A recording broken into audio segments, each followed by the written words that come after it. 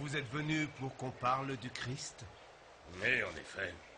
Mais le moment est peut-être mal choisi. C'est le meilleur moment. Le dîner. Tu es sûr qu'il y en aura pour nous tous? J'ai là une rivière qui grouille de poissons. Alors? Je vous en prie, asseyez-vous.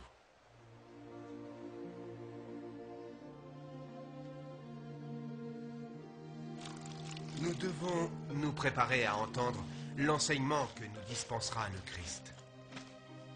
Sommes-nous prêts à aimer nos ennemis? À penser aux pauvres avant de penser à nous-mêmes?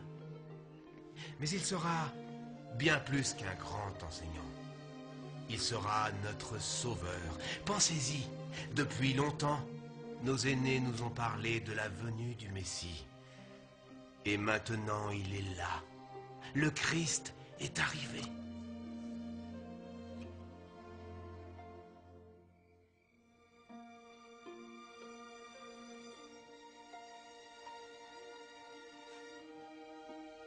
Est-ce que tu seras encore là demain? Oh, c'est ici, ma maison. Je te le rends. Non, non, garde-le pour toi. Non, non, tu en auras besoin. J'en ai un autre. Que faire de deux?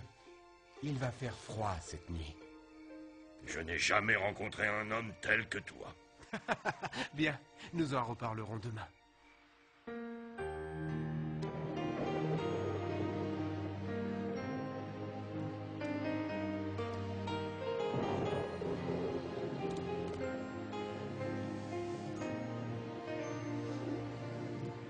Prépare le chemin du Seigneur.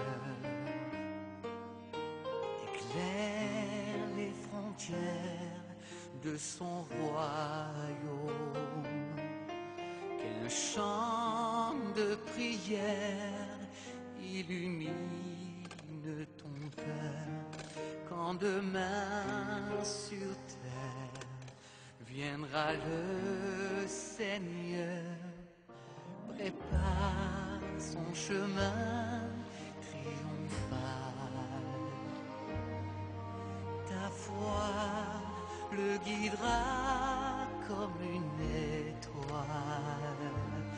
Le chemin de Dieu descendra des cieux quand viendra ce jour merveilleux. Aime ton prochain, tends-lui la main, porte avec lui son chagrin. Donne du pain à tous ceux qui ont faim, car Dieu sera là dès demain. Prépare le chemin du Seigneur. Le roi éternel descend du ciel, répand la nouvelle de ce grand bonheur et prépare le chemin du Seigneur.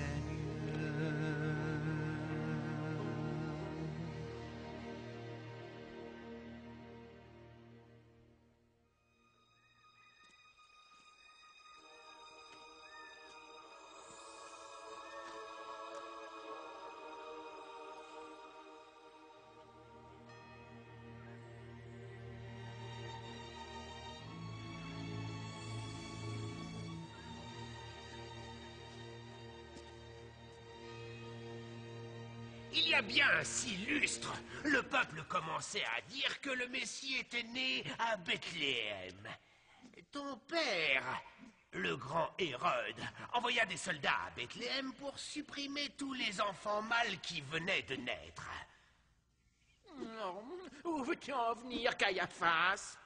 Arrête vite ce Jean-Baptiste, parce qu'il est en train de soulever le peuple contre toi. Il a arrêté pour quel motif? Parce qu'il est pauvrement vêtu?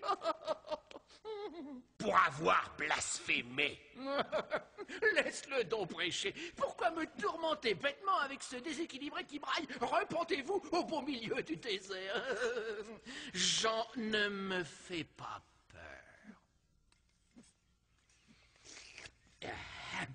Personne ne me fait peur. Hein? Ah, ma femme! Vite, vite, sortez, dépêchez-vous! Hérode, n'ai-je pas entendu des gloussements? Des gloussements? Oui, Caiaphas m'amusait beaucoup avec ses histoires idiotes concernant un Georges Baptiste. Jean. Jean, oui. Jean-Baptiste? Oh, tu n'as pas entendu parler de ce Jean-Baptiste? Il proclame qu'il est un nouveau prophète. Il dit aussi qu'un nouveau roi va venir. Un nouveau roi? Je suis d'avis qu'on s'occupe de lui. Hérode lui dit qu'il faut le laisser tranquille. Quelle est ton opinion, très chère Hérodiade? Le laisser tranquille? Mais qu'est-ce que tu es, un roi ou un poisson? Fais-le arrêter, tu n'es qu'un imbécile. Tu as peut-être envie d'abandonner ton trône, mais pas moi.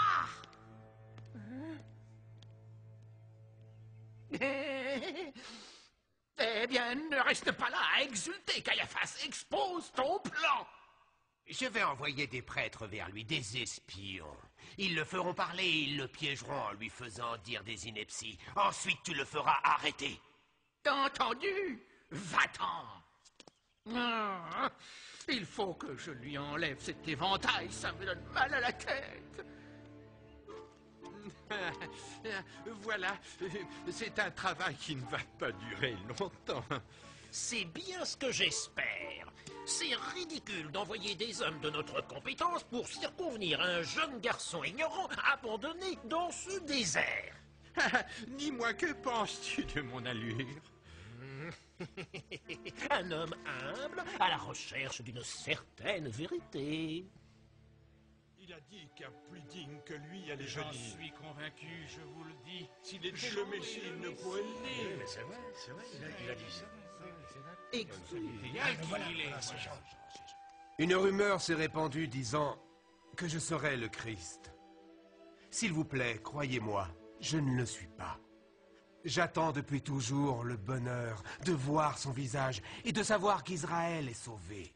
Excuse-moi de t'interpeller, mais tu n'es sûrement pas un homme ordinaire. Les choses que tu prêches sont si grandes.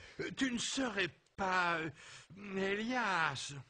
Ou alors peut-être que tu es le grand prophète qui est annoncé. J'espère sincèrement être un prophète. Je dis ce que le Seigneur m'a dit de dire.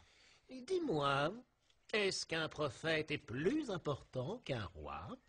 Un prophète parle pour son Dieu. Un roi parle pour son royaume.